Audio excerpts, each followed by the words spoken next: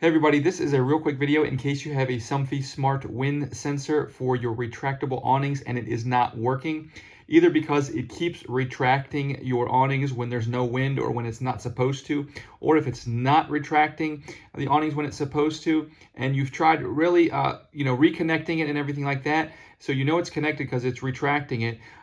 If you've tried checking or replacing the batteries, which you're going to do just like this, you're going to just pop it open, it slides off, and you pop this thing open.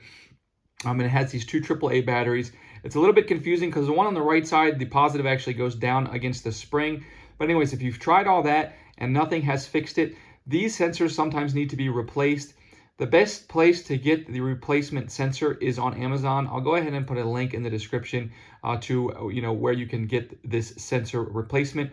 And then it's real easy to just pop back on and install on the same base as before. But anyways, hope this video helps you figure something out. Thanks a lot for watching. Have a great day.